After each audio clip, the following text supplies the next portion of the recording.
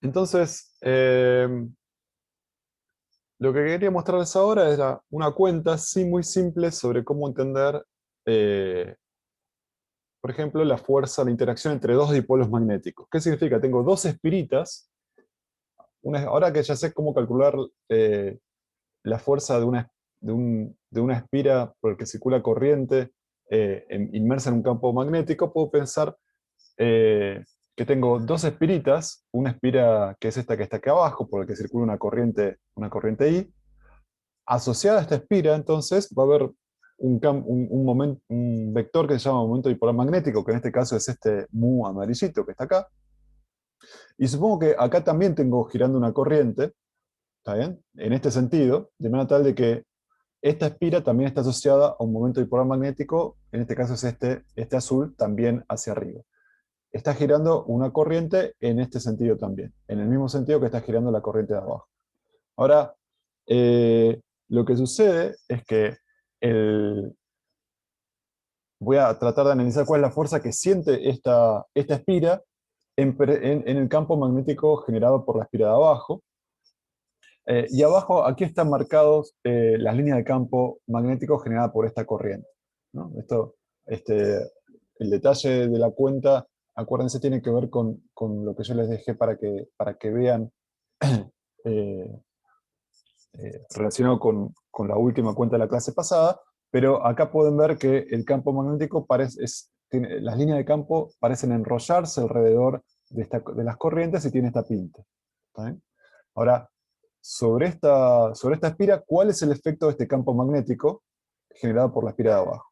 ¿No? Entonces es la misma cuenta que vimos hace un ratito. Para la espira de arriba está inmersa en un campo magnético externo, y cada segmentito de la espira de arriba se va a ver sometido a esta fuerza magnética, y veces el producto vectorial entre el vector dl y el campo magnético en la región donde se encuentra ese delta L. Por ejemplo, este delta L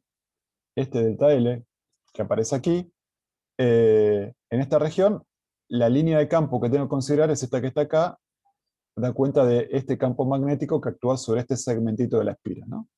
Entonces, cuando hago la cuenta de el delta L, producto vectorial, el campo magnético B, eso me genera un vector, que es este que está acá, que tiene una componente radial, digamos, que se aleja de este eje, y una componente vertical hacia abajo, ¿no? Está un poquito hacia abajo. No sé si ya lo pueden hacer. El producto vectorial entre este delta L y este B tiene que ver con esta dirección, delta F. Entonces, si esa es la fuerza que siente este cachito de la espira de arriba por estar en presencia del campo generado por la espira de abajo. Claro que otros cachitos van a sentir otras fuerzas porque no es un campo uniforme, ¿no? No es un campo uniforme. Y lo que va a pasar es que cuando yo hago la fuerza que sienten todos los segmentitos de la espira de arriba por el campo generado por la espira de abajo, todas van a tener una componente radial. Pues fíjense eso, todas van a tener una componente radial y una componente que va hacia abajo. Ahora, las componentes radiales, cuando yo hago la fuerza total, cuando yo termino de dar la fuerza total va a tener que ver con la suma de todas las fuerzas de los segmentitos que componen la espira. Las componentes radiales se van a anular, porque si tengo una para acá, va a aparecer la otra en el sentido opuesto, y solamente va a quedar el efecto neto de la componente vertical hacia abajo, lo que va a dar una fuerza neta hacia abajo. Quiere decir que si yo tengo dos momentos dipolares magnéticos paralelos, que en el mismo sentido, se van a tender a atraer, ¿no? Va a aparecer una fuerza atractiva que va a atraer la espira de arriba a la espira de abajo. Fíjense, si el sentido de circulación de la espira hubiera sido al revés, o sea, en lugar de tener una circulación de corriente así, hubiese tenido una circulación de corriente así, ¿está bien? En ese caso, el momento dipolar magnético asociado a la espira de arriba sería eh, vertical, pero con sentido hacia abajo, ¿no? Porque siguiendo la mano derecha con el sentido de la corriente de ahora, el pulgar me queda hacia abajo.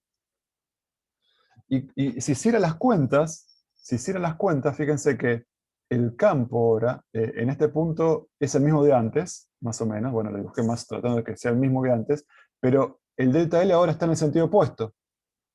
Entonces, cuando hacen el producto vectorial delta L por B ahora, les queda este delta F. O sea, con una componente radial y con una componente vertical, pero ahora la componente vertical es hacia arriba.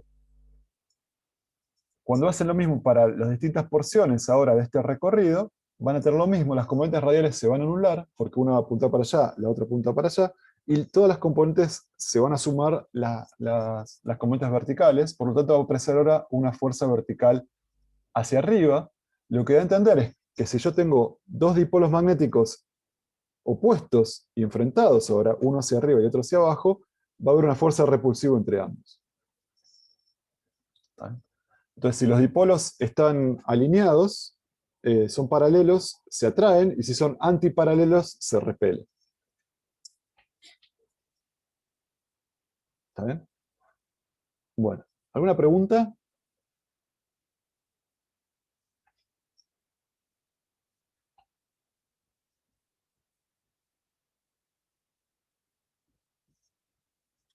Creo que. Bueno, seguimos entonces un poquito. Bueno, eh, y acá les estoy mostrando varias configuraciones de corrientes, que son las fuentes del campo magnético. ¿Está bien? Bueno, acá tengo un imán, ¿está bien? Y acá tengo un cable por el que circula corriente, y el campo que genera un imán, perdón, un cable, estas son las líneas de campo asociadas, ¿está bien? Que ya las habíamos visto en la clase pasada, ¿está bien? Que se parecen enredarse alrededor del cable. Y estas son las líneas de campo generadas por la corriente que circula, no por un cable rectilíneo, sino por un cable que forma una espirita. ¿Está bien? De vuelta parecen enrollarse alrededor de esto, y cuando tengo muchas espiritas, las líneas de campo magnético de vuelta se enrollan nuevamente alrededor de las corrientes y tienen esta pinta que está acá. Todo esto es compatible con el hecho de que ya venimos diciendo que las líneas de campo magnético siempre son cerradas. Fíjense, siempre son cerradas. A diferencia de lo que ocurría con el campo eléctrico, que nacían en cargas positivas y morían en cargas negativas o en el infinito, las líneas de campo magnético son siempre cerradas. Siempre cerradas. Y eso tiene como consecuencia, por ejemplo, que si nosotros pensamos en una analogía con la ley, ¿se acuerdan de la ley de Gauss? Entonces decimos, bueno, vamos a hacer una cosa, calculemos cuál es el flujo del campo magnético alrededor de una superficie cerrada. Lo mismo que hacemos con el campo eléctrico en Gauss. El flujo del campo magnético alrededor de una superficie cerrada es esta cuenta que está acá, pero por el hecho de que siempre las líneas son cerradas, siempre va a haber la misma cantidad de líneas que entrantes que salientes de cualquier superficie. Por lo tanto, cuando yo haga la cuenta del flujo magnético que atraviesa cualquier superficie cerrada, no importa dónde la ponga, no importa en qué ubicación la ubique esta superficie cerrada, cuando yo haga la cuenta del flujo que la atraviesa, siempre me va a ser cero, por el hecho de que las líneas de campo son siempre cerradas. Siempre voy a tener tantas líneas que entran como salen. ¿Está bien? A diferencia de lo que sucedía con el campo eléctrico, donde había un flujo neto asociado a que la carga encerrada, ¿no? Porque las líneas morían o nacían en cargas, y entonces tener una carga en el interior me va a desbalancear el flujo neto de campo eléctrico, y ese era el origen físico, si quieren, de la ecuación que habíamos visto como la ley de Gauss. El hecho de que las líneas de campo magnético sean cerradas hace que este lado sea siempre cero. Así que no existe, en ese sentido, no existe un análogo magnético a la carga. No existe también se dice que no hay monopolos magnéticos, ¿no? Un monopolo eléctrico sería una carga neta sería como el monopolo magnético, monopolo eléctrico. Bueno, no existe el análogo magnético de lo que sería una carga. ¿Está bien? Porque las líneas no nacen ni mueren en ningún lado, las magnéticas, sino que son siempre cerradas.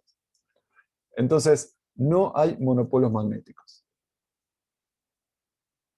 Y como no hay monopolos magnéticos, la entidad más chiquita, digamos, la unidad magnética, es el dipolo magnético. ¿Ven? O sea, una espirita de corriente, como la que acabamos de ver, que tiene momento dipolar, una espirita de corriente, una espira por la que circula corriente, que tiene un mu, momento dipolar magnético, eso es la unidad magnética más básica, si quieren, por el hecho de que no hay cargas magnéticas, no hay monopolos magnéticos. Perfecto. ¿Está bien este comentario? ¿Me van siguiendo? Sí, sí. Bueno. Bueno, entonces la ley de Gauss queda media trivial para el caso magnético, pero vamos a ver ahora eh, una ley similar en cierto sentido, aunque diferente. Entonces, supongamos una región del espacio donde hay un campo magnético B. Por ejemplo, esta es una región del espacio donde hay un B no uniforme, puede cambiar su dirección y su intensidad, no importa. Entonces, lo que voy a hacer es algo matemáticamente abstracto, o sea, abstracto, matemático, que es lo siguiente. En esta región del espacio voy a imaginar un camino, una trayectoria con un sentido de circulación. ¿Eh? No es una espira real, es una cosa, un camino, así como antes me inventaba una superficie para hacer Gauss, bueno, ahora me imagino un camino, ¿está bien? Porque voy a tratar de relevar una propiedad del espacio. Entonces me imagino un camino. ¿Está bien? Es un camino orientado. ¿Qué significa? Que además de saber por dónde pasa, sé en qué sentido lo estoy recorriendo, ¿no? Entonces los delta L tienen un sentido bien determinado, y también la normal va a estar bien determinada siguiendo la regla de la mano derecha, la normal asociada a ese sentido de circulación. ¿Está? Entonces considero un camino orientado, que lo dibujo yo donde quiero, en el aire, tú, por acá. Y lo que me voy a preguntar es, bueno, a lo largo de este camino, en los distintos puntos de este camino voy a tener un campo magnético, que va a valer algo, y lo que me voy a preguntar es cuánto vale la suma de todas las proyecciones del campo magnético sobre la curva. Por ejemplo, en este punto, asociado a este delta L, justo en este punto tengo este campo magnético. ¿Cuánto vale la proyección del campo magnético sobre la curva? Es proyectar el campo magnético sobre el delta L local. Me da esto que está acá. ¿Cuánto vale el campo magnético proyectado en esta región de la curva? Es el campo magnético que tengo en este punto de la curva proyectado en la dirección del delta L, que es esta proyección que está acá. En este punto que está acá, el delta L va para acá, el B es así, la proyección es, bueno, en este caso es negativa. Está en la misma dirección, pero tiene sentido contrario. Y en este caso también es negativa, por ejemplo. ¿Está bien? ¿Se entiende la operación que estoy haciendo? Estoy en una región donde hay campo magnético, dibujo una línea orientada y voy fijándome cuánto vale la proyección del campo magnético a lo largo de la línea. ¿Está bien? Y después lo que hago es decir, bueno, si sumo todas las proyecciones, qué es lo que me da? ¿Está bien? Sumar todas las proyecciones. Bueno, esto que es con signo positivo, más esto positivo, más esto con signo negativo, más esto con signo negativo, así a lo largo de toda la trayectoria, ¿cuánto me da? Esa cuenta se llama circulación del campo magnético sobre el circuito. Se llama circulación, ahora les voy a contar por qué. Y matemáticamente es hacer esta cuenta. Es un integral de qué. ¿Estamos de acuerdo que el producto interno entre B por el delta L es justamente la proyección del campo magnético sobre el trocito delta L de la curva? ¿Estamos de acuerdo que esta ecuación es eso? ¿Es lo que figura acá dentro del integrando? Sí, sí, porque esa es la definición de producto vectorial. Exacto. Esta es la proyección de B sobre el delta L.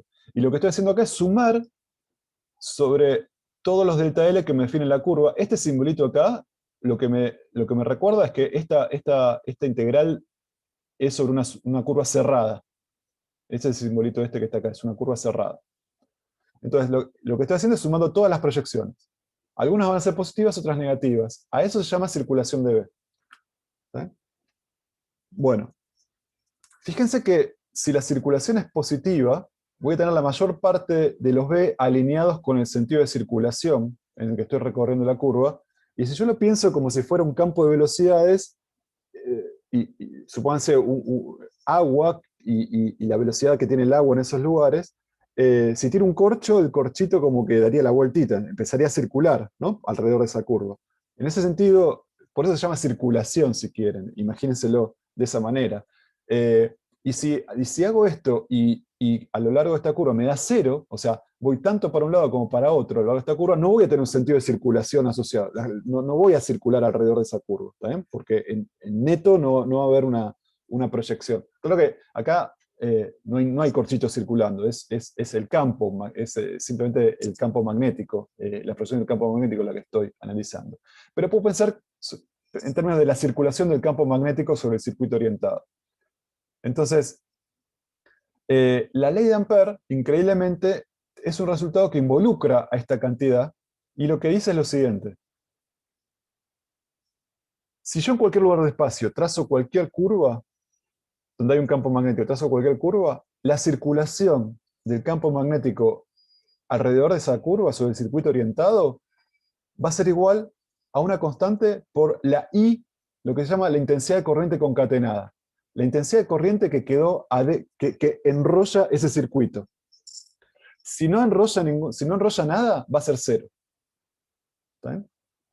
La intensidad de corriente concatenada perdón, no es la espira, por el circuito C este que está acá. ¿Está bien? Por el circuito C que está acá. En este ejemplo no hay corriente. Este es un campo magnético B no sé dónde está originado. En esta región no hay corrientes. Entonces este circuito no enrolla ninguna corriente, no hay concatenada ninguna corriente, por lo tanto la circulación, si yo hiciese la cuenta para un campo magnético real, esta circulación sería cero, evidentemente. ¿Está?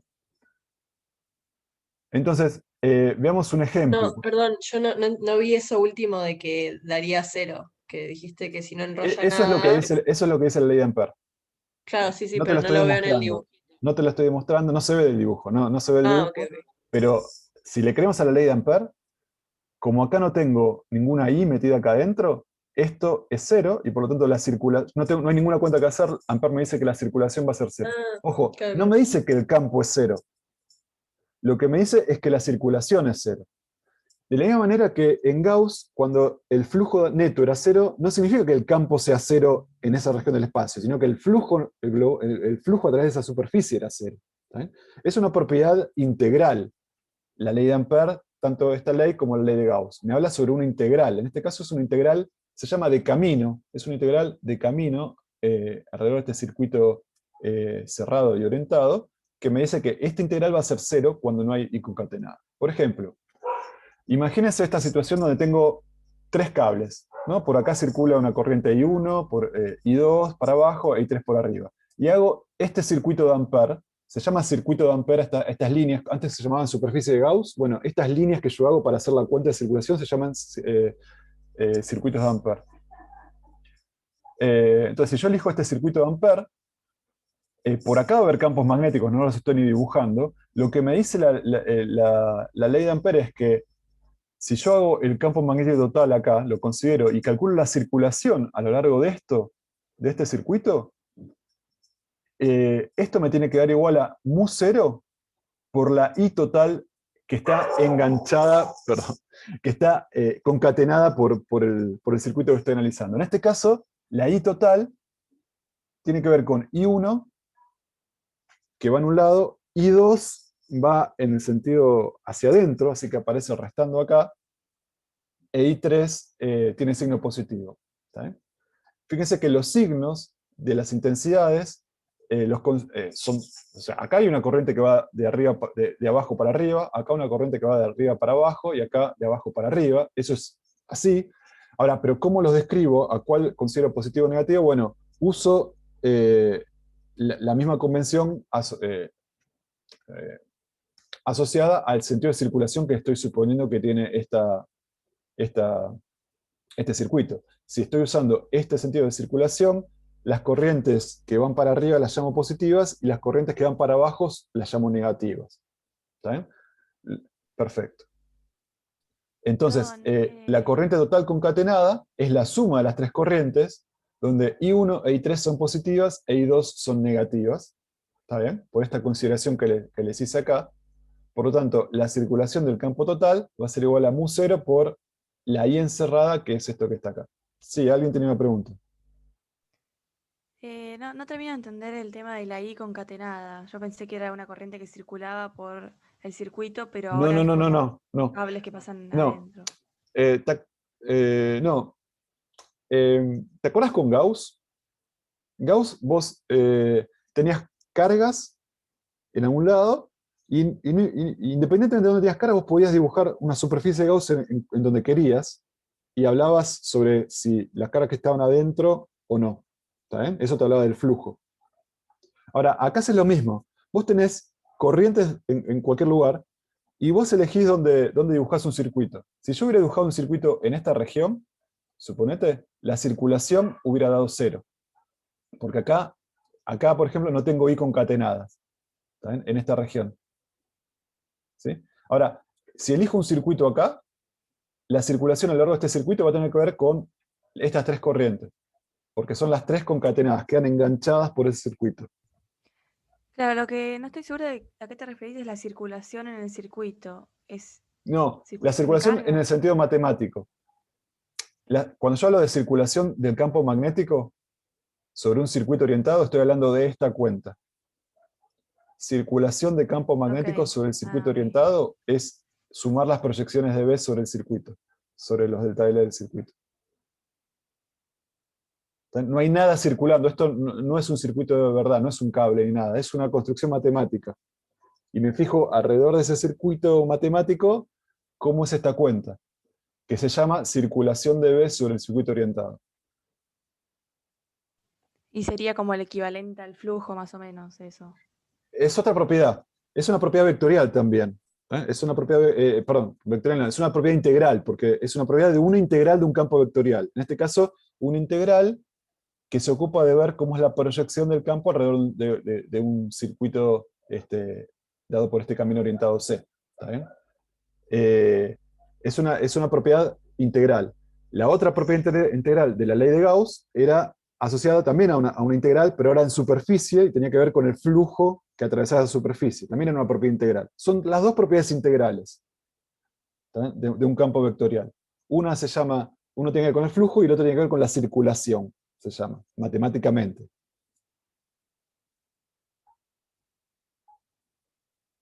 ¿Ok? Sí, sí, bien. Bueno, perfecto. Entonces, la ley de Ampère impone una ecuación, de vuelta, es una propiedad integral. Entonces, no es una ecuación directa para el campo B, sino para una integral, en este caso, a lo largo de un circuito de integración, no un circuito físico, sino un camino matemático, eh, eh, que está asociado a lo que se conoce como la circulación del campo magnético, esta cuenta que está acá. Ahora, al igual que con Gauss, en situaciones de alta simetría, podemos usar esta propiedad que tiene que satisfacer esta integral para determinar cuánto vale el campo magnético realmente. Así como sucedía con la ley de Gauss, la ley de Ampère va a permitir eso en situaciones de muy alta simetría. Por ejemplo, el campo generado por un conductor un conductor largo y recto, es un cable por el que circula una corriente I, ¿no? Imagínense que yo tengo esto que está acá. Un conductor. Y créame por un momento que por argumentos de simetría, el campo que produce esta corriente, el campo que produce esta corriente, eh, es un campo vectorial que está en la dirección phi. Phi es estoy usando como un sistema cilíndrico de coordenadas, phi es el vector polar, digamos. Por ejemplo, en esta región entra o sea, si ustedes usan la regla de la mano derecha, las líneas de campo van a tener que ver con el sentido de los dedos, ¿no? Y, eh, y eso, el campo magnético en esta región va a entrar a la pantalla y en esta región va a salir de la pantalla y después las líneas de campo van a ser círculos de esta índole. Ahora lo vamos a ver. Entonces, créanme por un momento que por simetría el campo está en la dirección phi. Y además, el módulo solo depende de qué tan alejado estoy del cable. ¿Está? Eso ahora lo vamos a ver un poquito más adelante. Entonces, asumamos que por simetría funciona esto. el campo solamente está en la dirección phi y depende de la distancia del cable, del ρ. Entonces, si aplico la ley de Ampère, si esto es válido, lo que puedo hacer es lo siguiente: agarro un circuito, acá esta parte está mal dibujada, debería pasar por debajo del cable, o sea, agarro un circuito circular y aplico la ley de Ampère, ¿no? Entonces, en este circuito circular, bueno, el delta L es un delta L en la dirección de phi, ¿no? Porque en cada punto el delta L apunta en la dirección de phi versor, que es el versor justamente del ángulo este de rotación. Entonces, si aplico la ley de Ampère sobre un circuito circular, y me pregunto, bueno, ¿cuál es la proyección? ¿Qué me dice la ley de Ampère sobre la circulación de este B? Que no sé bien cuánto vale, pero sé que por simetría tiene que tener esta forma. Lo que tiene que valer es que cuando yo haga la circulación de este campo de esta forma, tiene que ser igual a μ0 por la I concatenada, ¿no? Ahora, este B, por simetría, yo estoy diciendo que tiene esta pinta. Depende de su intensidad de la distancia del cable, del ρ, y está en la dirección phi versor. Entonces, cuando hago la proyección de L, que dl es un pasito en la dirección phi versor también, esta cuenta phi versor por phi versor es 1, y fíjense que esta integración es a lo largo de este circuito que se realiza a ρ constante, o sea, yo voy a estar viendo cuánto vale la producción del campo vectorial a una distancia fija del ρ, por lo tanto, el módulo siempre va a ser el mismo valor de campo que afecta a cada punto de este circuito sobre el que estoy calculando, así que este B de ρ sale afuera de la integral esta, y entonces lo que vale es que el B a una distancia ρ del eje, multiplicado por esta integral, es igual a μ0 por la I concatenada. ¿Pero qué es la I concatenada? Bueno, la I concatenada es la I que está circulando por el cable. Es esta I chiquitita. Y esta cosa que está acá es simplemente integrar, sumar todas las longitudes diferenciales de todos los delta L a lo largo de todo esto, y esto me da el perímetro de la circunferencia, 2πρ. Así que lo que tiene que ocurrir es que B, la intensidad del campo a una distancia ρ multiplicada por 2πρ, tiene que ser igual a μ0 por I. Pero para que eso ocurra, la intensidad del campo a una distancia ρ tiene que ser igual a μ0 por I sobre 2πρ. Y entonces, acá vemos un ejemplo donde, por la alta simetría de este problema, pude elegir un circuito que me permitió sacar afuera de la integral el módulo del campo y decir cuánto vale a partir de la expresión de la ley de Ampère, ¿no? Acá pude sacar afuera de la integral, por la alta simetría, afuera de la integral esta de la circulación, y entonces encontrar que efectivamente la intensidad a una distancia ρ va a ser μ0 por I sobre 2π sobre ρ. O sea, va a decrecer con la distancia como 1 sobre ρ, y va a ser proporcional a la intensidad de corriente que circula. ¿Sí? Eso es asumiendo, por razones de simetría, que el campo tiene esta pinta que está acá. ¿Estamos de acuerdo con esta aplicación de la ley de Ampère? A mí no me queda claro la integral, o sea, ¿Es- 2pi ρ. ¿Esto? Sí, no entiendo cómo llegas a Bueno, 2pi pero ρ. fíjate, estos delta L, estamos de acuerdo que estos delta L son estos que están acá, ¿no? Son los pasitos que doy a lo largo de toda esta circunferencia, ¿no? Y lo que me dice esto es, bueno, sumarlos a todos. Es una integral porque estoy sumando infinitos pasitos infinitesimales, pero es una suma de todos. Y yo sé que cuando sumo todos los delta L, ¿cuánto voy a tener? Bueno, voy a tener el perímetro total. ¿Y el perímetro total de esta circunferencia cuánto vale? Bueno, 2pi radio, 2pi ρ. Ah, ok. ¿Eh? Me había olvidado que ρ era el radio. Sí, sí, sí. Sí, sí. Fíjense, ρ es el radio, no confundir con las densidades de corriente, nada. La densidad de carga no quiero ni decirlo para. ρ es el radio en cilíndrica, el radio vector en cilíndrica. Bueno, entonces, esta es una aplicación de la ley de Ampère para un caso de muy alta simetría, y es un ejemplo donde se puede estimar la intensidad del campo utilizando la ley de Ampère. Claro que tuvimos que asumir esto que está acá. Ustedes me creyeron esto. Ustedes me creyeron esto. Entonces, lo que quiero contarles ahora como última cosa es por qué hicieron bien en crearme esto. O sea, ¿por qué es razonable que el campo generado por un conductor, porque según una corriente y un conductor largo, digamos, tiene un campo con estas características? Entonces, les quería contar un poco eso. Entonces, para eso necesito hablar un poco del campo magnético y de simetrías. O por qué asumimos que el campo magnético generado por un hilo infinito tenía esta pinta. ¿Sí? Y aunque parezca raro, necesito ir a algunos conceptos fundamentales. Tan fundamentales como la idea de vector. ¿Está bien? Si ustedes recuerdan, el vector era una entidad matemática que me servía para describir algún concepto físico que tenía asociado una magnitud, un sentido y una dirección, ¿no? Para eso usaba yo vectores. Entonces, el ejemplo más cotidiano es el vector posición, ¿no? Yo uso un origen, y entonces digo, bueno, necesito ir, cada punto del espacio está caracterizado por un vector, que es lo que se llama vector posición, que me dice, bueno, cómo tengo que desplazarme para llegar a ese vector. O sea, en qué dirección, sentido, con qué magnitud tengo que hacer el recorrido que me deja desde el origen hasta este punto. Ese es el vector posición. Y por eso, cuando hablamos de posición, estamos hablando de vectores. ¿Ven? Hacemos referencia a esta información.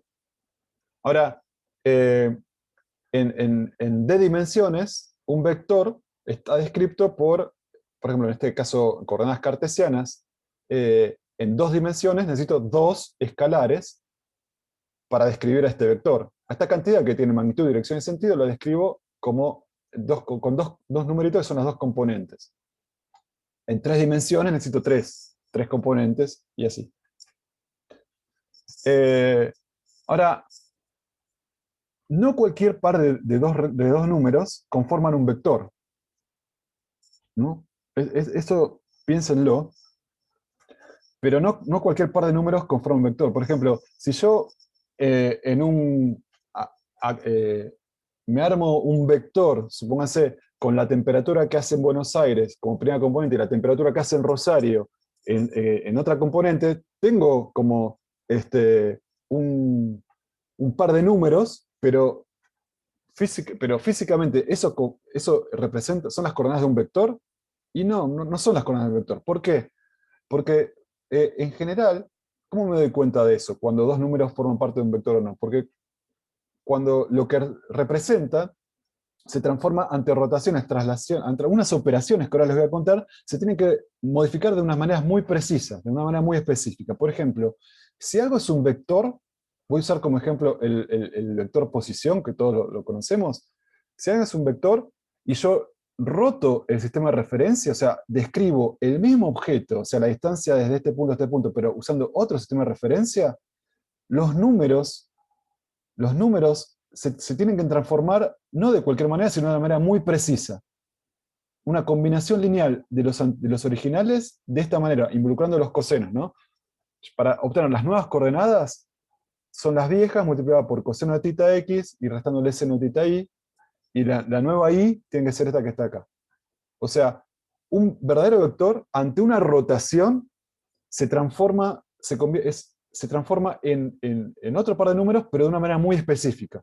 ¿Sí? Muy específica.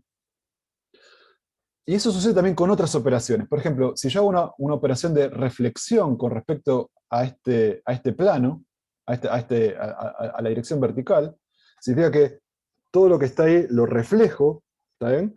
Lo que estoy haciendo es agarrando la coordenada x y cambiándole el signo, y la coordenada y la dejo como está. Esta es una operación de simetría muy específica, y cualquier vector cualquier cosa que funcione como vector se tiene que transformar de esta manera. ¿Está bien? Ante una reflexión tiene que invertir una de las coordenadas asociadas a la dirección perpendicular del plano de reflexión, y las otras coordenadas paralelas quedan igual. Y ante otras operaciones, por ejemplo, ante una inversión, si yo tengo esto, cualquier vector se transforma multiplicando por -1 todas sus coordenadas, ¿no? Entonces, un vector, no cualquier, en este caso, par de escalares representa un vector bidimensional, ¿está bien? Sino que para que sea un vector realmente, ante operaciones de rotación, de reflexión y de inversión, se tienen que transformar de esta manera. De esta manera. ¿Está bien? Entonces, por ejemplo, si yo considero la edad de mi papá y la edad de mi mamá como dos escalares, digo, bueno, eso forma un vector, y veamos, a ver, yo digo, bueno, mi papá tiene tan edad cuando yo estoy, por ejemplo, en este sistema de referencia, ¿no? Tiene tal edad y tal edad mi mamá. Ahora, hago una rotación y ahora miro para otro lado, roté el sistema de referencia. ¿Qué edad tiene mi papá y mi mamá? La misma, no cambiaron. En particular, no cambiaron según esta regla. Así que esto no es un vector, porque no transformó, ante rotaciones no transforma como un vector. Un vector tiene que transformar según estas reglas, si no, no es un vector. Edad de una papa, sí, y edad de una mama. Exacto. Pero ¿se entiende la idea? Un vector se tiene que transformar ante rotaciones, reflexiones, inversiones, etcétera, de maneras muy específicas, si no, no es un vector. Ya sé que ustedes quizás nunca pensaron en esto, pero piénsenlo, madúrenlo y seguimos. ¿Pero me sigue más o menos? Sí, seguimos. Bueno, seguimos. Entonces, eso era un vector. Y para nosotros ahora, un vector no va a ser tanto esto, o sea, es esto, no deja de serlo, pero vamos a focalizar en esto. Porque para ser un vector se tiene que transformar de manera muy específica ante determinadas operaciones que yo hago. Entonces, ¿por qué dije esto? Bueno, en la vida, además de vectores, aunque ustedes no lo saben, hay otras cantidades que se llaman pseudovectores. Los pseudovectores son muy parecidos a los vectores. Son muy parecidos a los vectores. De hecho, ustedes ya trabajaron con pseudovectores. También tienen magnitud, dirección y sentido. Pero la gran diferencia es cómo transforman ante ante operaciones de rotación, reflexión, etc. ¿Saben? Los pseudovectores transforman como vectores ante algunas transformaciones, por ejemplo, ante rotaciones y traslaciones, pero tienen un cambio de signo adicional ante otras. O sea, si yo hago reflexiones e inversiones, se reflejan, por ejemplo, como si fueran vectores, pero después tiene un signo adicional. Increíble, ¿no? Ahora lo vemos. Miren esto. Por ejemplo, pensemos esto. Síganme conmigo un segundito y si llegamos al momento A, me avisan. Bueno, pensemos en esta cantidad, en la cantidad que llamamos velocidad de rotación de mecánica. ¿Sí? La velocidad de rotación tenía que ver con el producto vectorial entre R, por ejemplo, yo tengo un movimiento circular, tengo una partícula que está moviéndose con velocidad circular uniforme acá, en una trayectoria de radio R. La velocidad angular asociada era R producto vectorial B. Fíjense que R producto vectorial B, R producto vectorial B, agarro R, busco B y me da el vectorcito para arriba, este W que está acá, que justamente tiene que ver con que estoy circulando en ese sentido. Bueno, ahora, esta es la velocidad angular. ¿Está bien? Ahora fíjense lo siguiente. R es un vector, es el vector posición, que ya sé que es un vector, porque transforma, como vimos en la firma anterior, como tiene que transformar un vector ante rotaciones, ante reflexiones, etcétera, etcétera. El vector velocidad también es un vector. ¿Por qué? Porque el vector velocidad es una diferencia de vectores posición, es una variación de vector posición. Entonces, si los R son vectores, bueno, una diferencia de vectores también es un vector. Así que la velocidad también es un vector. ¿Sí? Porque es agarrar dos cosas que son vectores, hacer la variación, la diferencia, y multiplicarlas por un escalar 1 sobre delta t. Así que B también es un vector. Entonces, como sé que R y B son vectores, voy a hacer una transformación, por ejemplo, una reflexión ante este plano. Una reflexión ante este plano. Voy a reflejar este vector y este vector. que me dice, que me da cuenta por ejemplo, la posición de la partícula, cuando la posición de la partícula está acá, la velocidad tangencial es esta que está acá, ¿no? Entonces, estoy reflejando, congelo esa imagen y ahora la reflejo. Como R es un vector, ante esta reflexión, ¿estamos de acuerdo que el reflejo de R es R', que está acá? Sí. ¿Sí? Además, el reflejo de este anillo, ¿estamos de acuerdo que el reflejo de este anillo ante este plano es este anillo que está acá? Cada posición la mando para el menos de acá, entonces esta la mando acá, esta la mando acá, y esta se me refleja en este anillo que está acá. ¿Estamos de acuerdo? Y este vector R, por ejemplo, se me transforma en este R' que está acá. Y el vector B, que tiene que ver con el desplazamiento por unidad de tiempo, ¿estamos de acuerdo que se transforma en este que está acá? Este punto se refleja en bueno, esta distancia debería ser igual a esta, y esta distancia debería ser igual a esta. Disculpen que ahora que lo veo no está tan bien hecho, no lo hice tan bien, pero esta distancia es menos esta, y esta distancia es debería ser menos esta. Está un poco corridito. Pero más o menos se ve que R se transforma en una reflexión en R', y B se transforma en una reflexión en B'. Sí. Bueno, y el anillo se transforma en este otro anillo. Ahora, fíjense, ahora viene la magia. En esta situación, entonces yo tengo la partícula acá y moviéndose para este lado, cuando yo reflejo ese es el sistema original en este. Y por lo tanto, el W' debería ser el producto vectorial entre R' y B', que si ustedes lo hacen,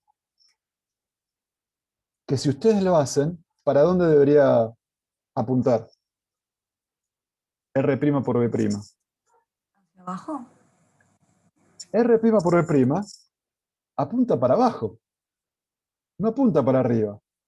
Increíble. Entonces, fíjense que W, que yo en mi ingenuidad pensaba que era un vector, no se transforma como un vector ante una reflexión. Se transforma como un vector, pero que cambia un signo, que tiene un cambio de signo adicional. ¿Se entiende? Porque para ser consistente con todo, W' está acá abajo. ¿Está bien? Y acá viene entonces la revelación. El momento angular no es un vector, sino que es un pseudo vector. Porque se transforma ante estas operaciones, vimos la parte de reflexión, pero lo mismo pasa con inversión, se transforma con un cambio de signo adicional a como se hubiese transformado si hubiese sido un vector. ¿Se entiende?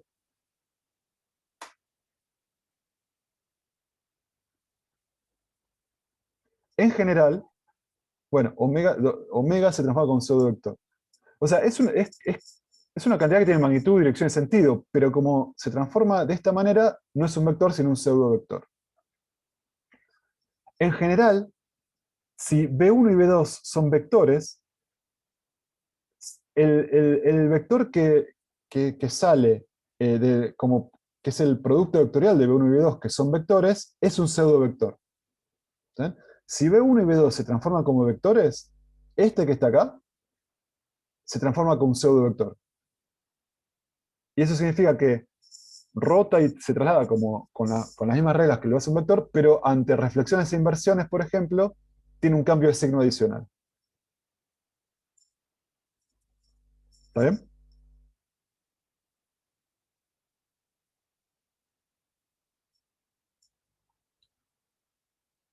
¿Sí?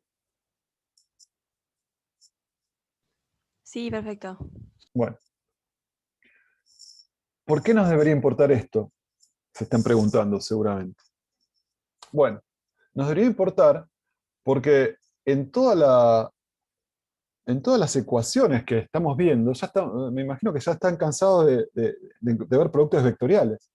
Entonces, en particular, fíjense que en la definición del campo magnético que producía una carga en movimiento, el campo magnético, fíjense que salía como producto vectorial entre este vector y este vector, entre el vector de velocidad y el vector R menos R'. Así que, sabiendo que esto que les dije acá arriba, como B tiene que ver con el producto vectorial de dos vectores, porque una velocidad es un vector y una posición es un vector, B en realidad es un pseudo vector. B es un pseudo vector. ¿Está bien? No es un vector, es un pseudo vector. ¿Qué quiere decir? Que se transforma como vector ante algunas transformaciones, ante rotaciones y traslaciones, pero tiene un cambio de signo adicional ante otras. Reflexiones e inversiones. Perfecto. Y volvamos entonces al problema con todo lo que sabemos. Lo que sabemos, después lo repasan ustedes, pero lo que sabemos es que B es un pseudo vector. Entonces ahora lo que me voy a preguntar es qué simetría debe respetar el campo magnético generado por un conductor largo y recto por el que circula una corriente I. Entonces, para esto vamos a usar coordenadas cilíndricas, ¿no? Como ya lo anticipamos. Bueno, acá usé θ en lugar de φ, que había usado antes, pero este es el ángulo, polar, digamos. Rho es la distancia al eje, ¿está bien? Y z es la altura con respecto a la vertical esta a medidas del origen. ¿Está? Entonces, como estamos usando coordenadas cilíndricas, de manera muy general, podemos decir que el campo generado por esta corriente que circula acá, en cualquier punto del espacio, va a tener una componente en ρ, que va a depender del punto del espacio, va a tener un componente en θ, versor, y una componente en z, ¿no? Pues estoy usando coordenadas cilíndricas. Perfecto. Ahora, el campo B, generado por la corriente que circula en este cable, tiene que ser compatible con las simetrías que cumple dichas fuentes. Por ejemplo, que ahora vamos a ver cuáles son. Por ejemplo, si yo tengo un cable que es un hilito, porque sigo esta corriente, y roto al hilito sobre sí mismo, yo no me doy cuenta, porque es unidimensional, ¿no? Entonces, hay una simetría de rotación alrededor del eje del cable que tiene que ver con que si yo roto ante cambios de rotación alrededor de ese eje, la fuente no cambia, ¿no? Porque está justamente alineada con ese eje. Entonces, el campo tiene que ser compatible con esa simetría, con la simetría de rotación alrededor del eje del cable. Y lo mismo con simetrías de reflexión sobre cualquier plano que contenga el cable. Por ejemplo, si yo agarro un plano que contiene el cable, como el cable está contenido en ese plano, una reflexión con respecto a ese plano no afecta a la intensidad de corriente, porque el cable ya está sobre el plano, no se refleja ni nada, no cambia. Entonces, el campo B tiene que ser compatible con esa simetría también, con la simetría de reflexión sobre cualquier plano que contenga el cable. Ahora vamos a ver cómo opera esto. Entonces, ¿qué condición impone esta consideración sobre la forma del campo magnético que está acá? Entonces, vamos a empezar con, si podemos decir algo sobre cómo tiene que ser la componente en Z del campo. ¿Está bien? Entonces, imaginemos para eso que tenemos esta situación. Imaginemos que existe en este punto del espacio, producido por el cable, una componente en Z del campo magnético, ¿no? La dibujo acá, ¿no? Imaginemos eso. En R1, entonces, existe un campo magnético en Z, lo pongo acá vertical, ¿no? En la dirección Z. Ahora, para respetar la simetría de la fuente, cuando yo hago una rotación y me fijo cuánto vale el campo en un punto que se conecta con el punto primero a través de una rotación, el campo que mido en R2, en este otro punto, que es R1 rotado alrededor del eje de simetría, tiene que ser igual al campo a BZ que está acá, ¿no? Eso quiere decir que el campo magnético producido por el campo es compatible con esa simetría, porque si esa operación de simetría, o sea, rotar alrededor del cable, no cambia la fuente, entonces el campo que veo acá tiene que ser el mismo que veo acá. ¿Está bien? Porque no hay alteraciones en la fuente ante esa operación, ante rotar. Entonces, para respetar la simetría de la fuente frente a rotaciones, este campo tiene que ser igual a este que está acá. tiene que ser este rotado. Tiene que ser este mismo rotado. Entonces, el campo que mido en este punto tiene que ser igual al campo que mido este que está acá. Ahora, al mismo tiempo, como también tengo una simetría frente a reflexiones ante cualquier plano que contenga el cable, por ejemplo, ante este plano pi, lo que tiene que pasar es que para respetar la simetría de las fuentes frente a reflexiones sobre los planos que contengan el cable, en este caso este plano pi en particular que contiene el cable, entonces el campo que mido en el punto R2, ¿está bien? Tiene que ser el campo que mido en el punto R1 reflejado por este plano. ¿Está bien? Ahora, ante reflexiones, el campo magnético se comporta como, hay que recordar que es un pseudovector. Entonces, si fuese un vector, se debería trasladar de esta manera, y debería tener este valor. Pero como es un pseudovector, tiene un cambio de signo adicional, así que va para abajo, ante reflexiones con un plano. Porque yo ya sé que es un pseudovector. Entonces, para respetar la simetría ante reflexiones, el campo que yo mida acá debería, si el de acá era vertical hacia arriba, debería ser vertical hacia abajo. Pero las dos cosas tienen que ocurrir. ¿Y cómo puede ser?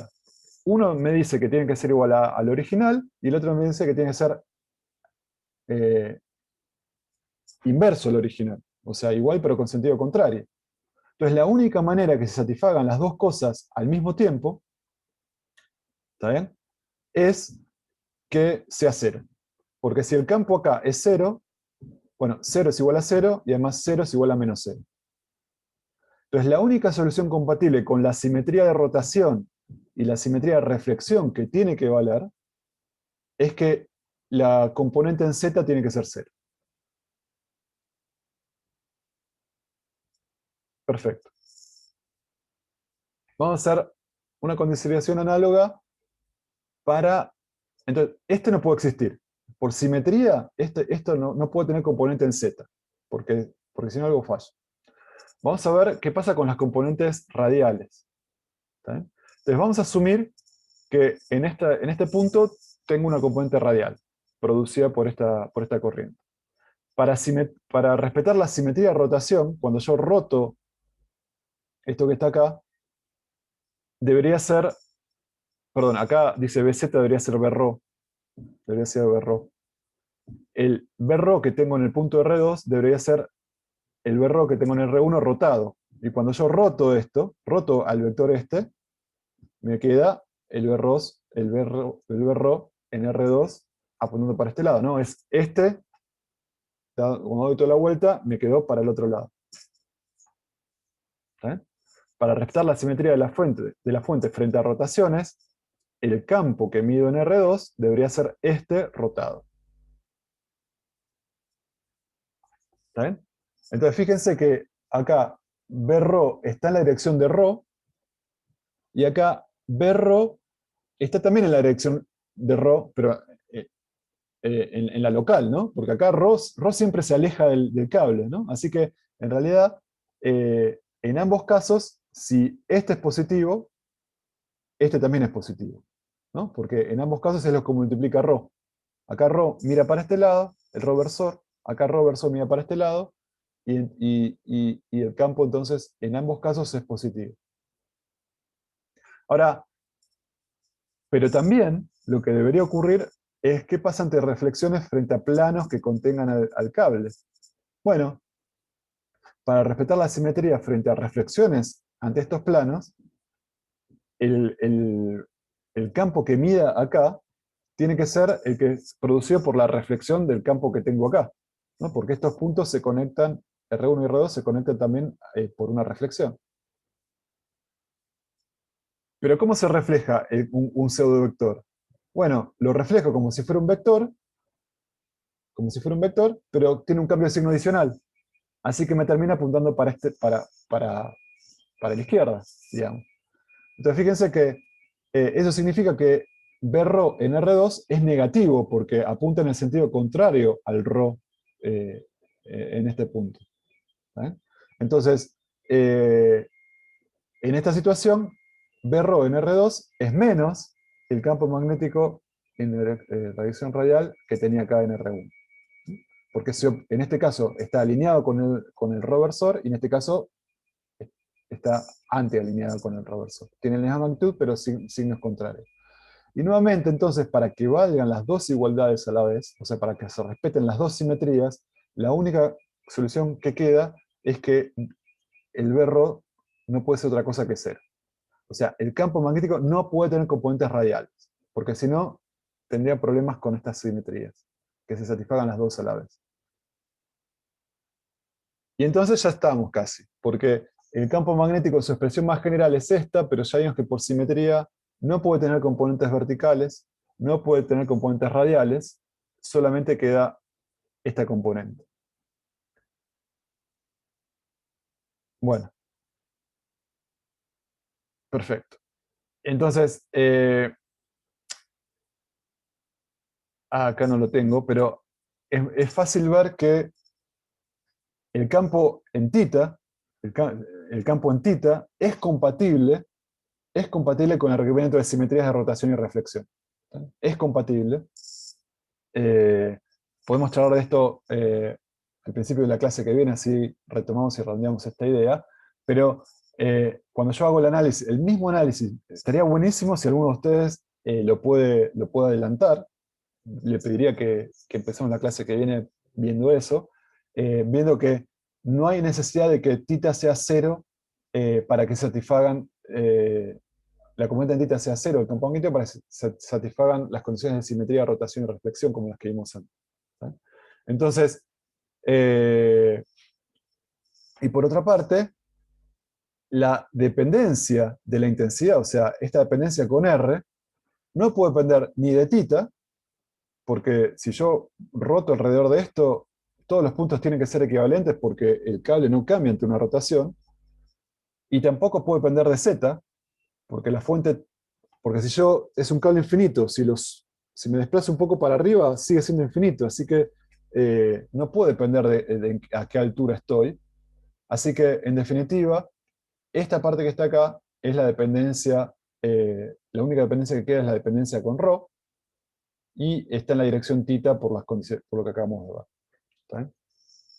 Entonces, por razones de simetría, entonces vemos que efectivamente el campo magnético generado por por una corriente de un hilo infinito, solamente tiene dirección θ, o sea, se enrolla alrededor de la intensidad de corriente, ¿está bien? Y su magnitud depende de ρ, de la distancia al eje. ¿Está bien? Bueno. Bueno, les voy a dejar entonces que maduren esto. Si tienen una pregunta, la podemos charlar. ¿Está bien?